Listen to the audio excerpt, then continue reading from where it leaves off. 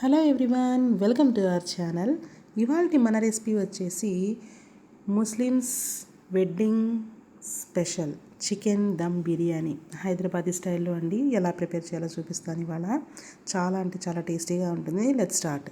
దీనికోసం ముందుగా చికెన్ ఇంటిగా క్లీన్గా చేసి తీసుకొని ఇందులోకి ఉప్పు, పసుపు, కారం, అల్లం వెల్లుల్లి పేస్ట్ వేసి ఇందులో కొంచెం ధనియాల పౌడరు, జీలకర్ర పౌడరు, టమాటోస్ని కూడా యాడ్ చేసుకొని పెరుగును కూడా యాడ్ చేసుకోవాలండి. ఒక హాఫ్ కప్ వరకు కొంచెం పుల్లగా ఉన్న పెరుగుని కూడా యాడ్ చేసుకొని చికెన్కి బాగా పట్టించేసి దీన్ని మనం మ్యారినేట్ చేసి పెట్టుకోవాలండి.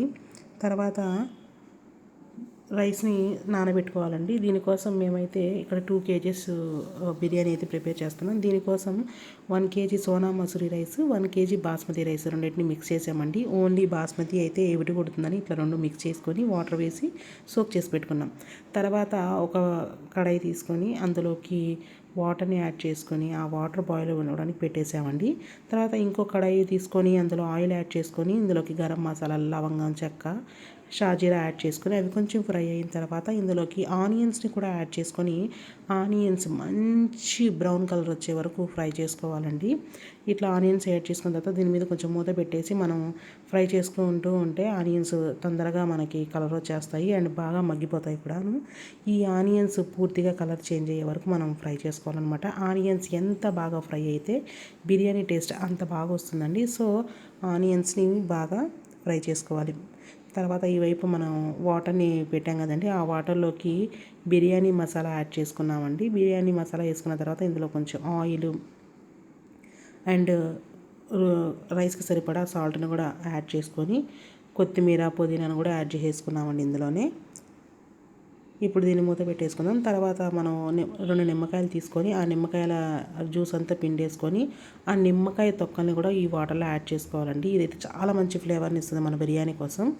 ఇటువైపు ఇంకా ఈ ఆనియన్స్ అయితే ఫ్రై అవుతున్నాయి. ఇందులో కొంచెం ఒక 4 పచ్చిమిర్చిని చీల్చి వేసుకొని ఒక 3 పెద్ద గరిటెతోటి 3 పెద్ద గరిటెలు అల్లం వెల్లుల్లి పేస్ట్ కూడా యాడ్ చేసుకొని ఫ్రై చేసుకోవాలండి.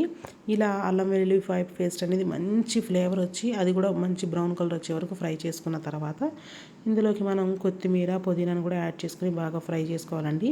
ఇక్కడ కొంచెం అడుగంటినట్టు అనిపిస్తుంది, కానీ అదైతే అడుగంటదండి. మనం చికెన్ వేసిన తర్వాత వచ్చే వాటర్ తోటి ఈ మసాలా అంతా చికెన్కి బాగా పట్టేస్తుంది అనమాట.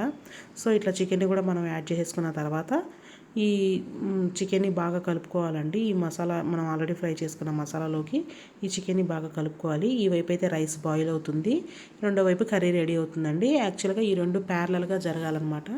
ఇట్లా వాటర్ బాయిల్ అయిన తర్వాత ఇందులోకి మనం రైస్ని యాడ్ చేసుకొని రైస్ని ఉడకబెట్టేసుకోవాలన్నమాట.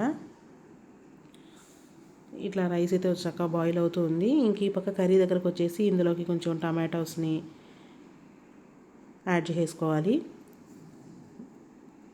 ముందు ఆల్రెడీ మనం మ్యారినేట్ చేసేటప్పుడు కొంచెం యాడ్ చేసుకున్నామండి. ఇప్పుడు మళ్ళీ కర్రీలోకి ఇంకొంచెం యాడ్ చేసుకొని బాగా కలుపుకొని ఈ టమాటాలు కూడా బాగా మెత్తగా మగ్గే వరకు మనం ఫ్రై చేసుకోవాలన్నమాట. దీని మీద మూత పెట్టేసి ఫ్రై చేసుకుంటే ఇంకా తొందరగా కుక్ అవుతుంది. ఇప్పుడు దీంట్లోకి మనం బిర్యానీ మసాలాని గ్రైండ్ చేసుకోవాలండి. హోల్ గరం మసాలాస్ అంటే లవంగాలు, చెక్క, షాజీరా, పలావ్ ఆకు, జాజికాయ, జాపత్రి ఇవన్నీ వేసుకొని బాగా ఫైన్ పౌడర్గా ప్రిపేర్ చేసుకొని ఆ పౌడర్ని యాడ్ చేసుకోవాలండి. ఈ బిర్యానీ పౌడరే చాలా మంచి ఫ్లేవర్ వస్తుందన్నమాట. ఇంకా ఈ వైపు చూస్తే మన రైస్ అయితే ఆల్మోస్ట్ బాయిల్ అయిపోయిందండి. ఇదిగోండి 80% అయితే కుక్ అయిపోయింది. ఇప్పుడు ఈ రైస్లో ఉన్న వాటర్ మొత్తం డ్రైన్ చేసి పక్కన పెట్టేసుకోవాలి. మరోవైపు కర్రీ చూస్తే కర్రీలో నుంచి బాగా వాటర్ వచ్చేసి కర్రీ కూడా ఆల్మోస్ట్ ఉడికిపోయిందండి. మనం ఒకసారి ముక్క ఉడికిందో లేదో చెక్ చేసుకుంటూ ఉండాలి, మధ్యలో మనం కలుపుకుంటూ ఉండాలన్నమాట. ఇప్పుడు ఇందులోకి మనం ముందుగా తీసి పెట్టుకున్న ఈ నిమ్మకాయ జ్యూస్ని ఇందులో యాడ్ చేసుకోవాలన్నమాట.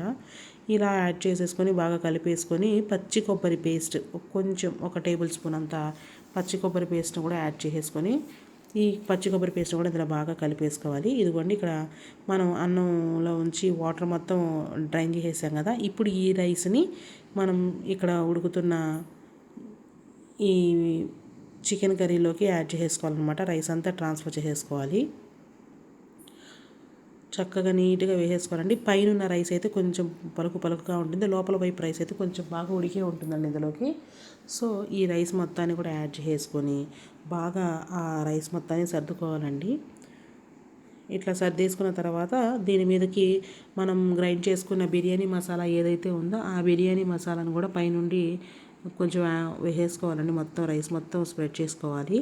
ఇట్లా ఈ రైస్ మొత్తం ఈ బిర్యానీ మసాలాను స్ప్రెడ్ చేసుకున్నాక దీని మీద కొంచెం కొత్తిమీర పుదీనా ఉంటుంది కదండి, అది కూడా యాడ్ చేసుకోవాలన్నమాట. ఈ ఈ మసాలాలు అనేవి చాలా మంచి ఫ్లేవర్ని ఇస్తాయి ఇక్కడ మనం ఇట్లా పైన వేసుకోవడం వల్ల. ఇట్లా ఈ కొత్తిమీర పుదీనా కూడా యాడ్ చేసుకున్న తర్వాత దీని మీద మనం నెయ్యి ఉంటే నెయ్యిని వేసుకుని, లేకుంటే ఆయిల్ అయినా సరే సన్ఫ్లవర్ అయినా సరే పర్లేదండి. రెండిట్లో ఏదో ఒకటి పైనుంచి ఇట్లా రైస్ మీద నుండి యాడ్ చేసుకుంటే రైస్ అనేది చాలా పలుకుగా చాలా ఫ్లేవర్గా చాలా బాగుంటుంది. మేమైతే ఇక్కడ నెయ్యి యాడ్ చేసుకున్నాము.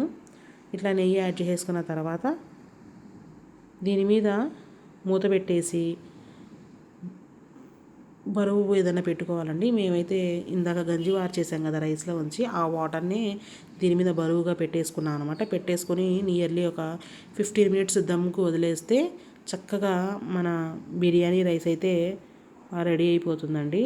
ఈ బిర్యానీ అయితే చాలా అంటే చాలా టేస్టీగా ఎమ్మీగా ఉంది. చిన్నపిల్లలు సైతం కూడా తినేస్తారనమాట. అంత బాగుండింది.